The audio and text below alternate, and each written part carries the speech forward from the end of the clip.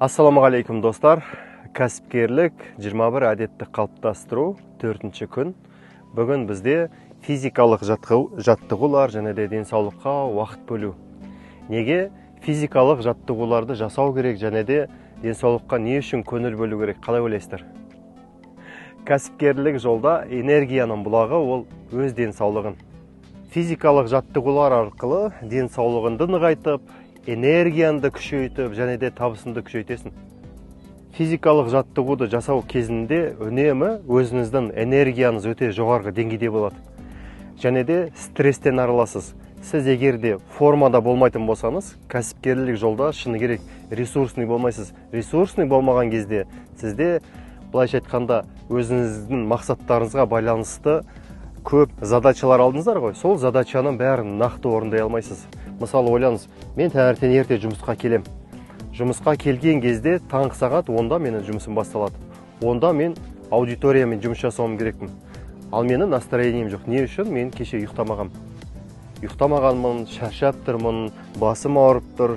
А менде аудитория тұр алдында. Сол үшін сізде именно сол сабағыңыз провал болады. Сол сияқты 1000 түрлі, 100 түрлі примердер келтіре беруге болады. Сол сияқты сіз басқа бір адамға дұрыс жауап бермей қалуыңыз да мүмкін. Арақатынасты да бұзып жіберуіңіз де мүмкін. Сол үшін сіз мақсаттарыңызға нақты қадамдармен жете алмай қалуыңыз мүмкін. Мен өзім фитнес тренерге барып бір спортпен айналысып қатты бір дайындалам деп айта алмаймын. Бірақ өзімді үнемі формада ұстау үшін өзімнің жәнегі суымды ішем, өзімнің салмағыма байланысты және де жаттығулар жасап, мынандай прогулкаларды жасап деген нәрсені міндетті түрде жасап тұрам. Осы нәрсені міндетті түрде кәсіпкердің әдеті ретінде өзіңізге қалыптастырыңыз. Бұл әдет сіздерге не береді? Бұл әдет сіздерге денсаулығыңызды мықты болып, стресстен арылуды береді, бір. Екіншіден, көп істей алу қабілетін береді.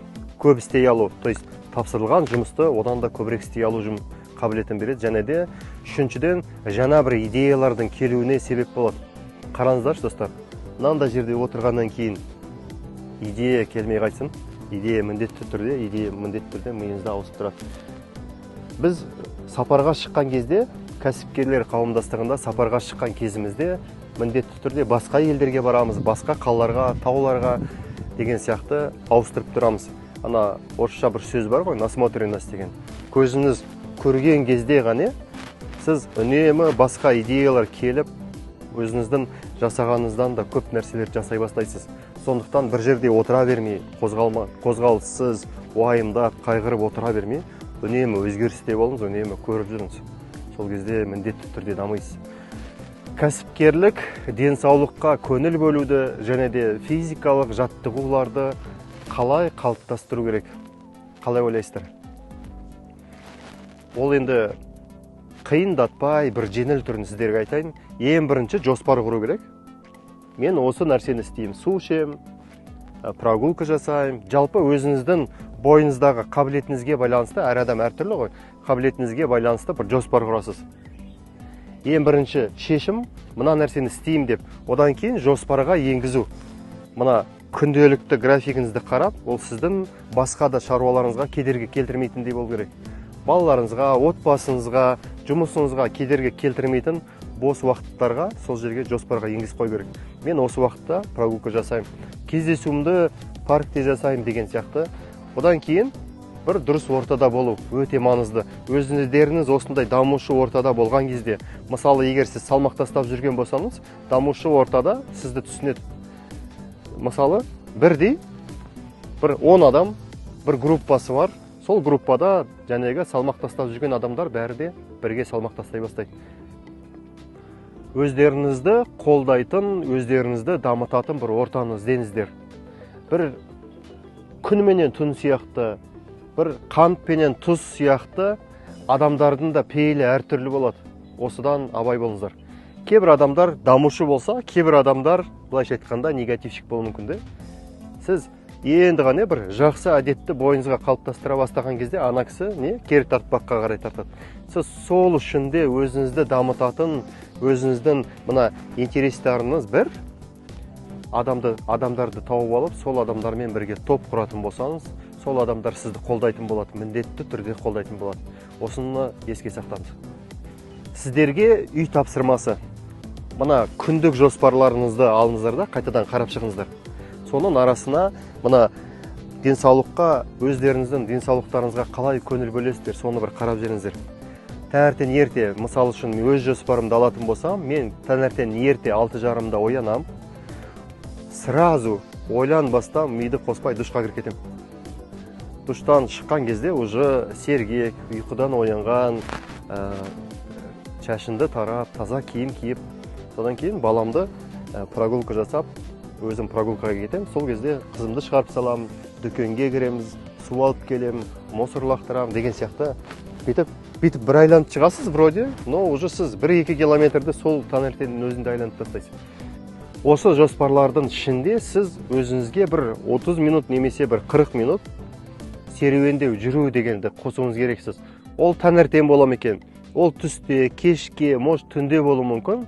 Жалпы әрбір күнде сіз өзіңіздің мына қаныңыздан дұрыс айлану үшін, қаныңыздан дұрыс сұйық болу үшін, ұзақ өмір сүру үшін мына су ішуді және де денсаулығыңызға қарауды міндетті түрде графигіңізге енгізіңіз.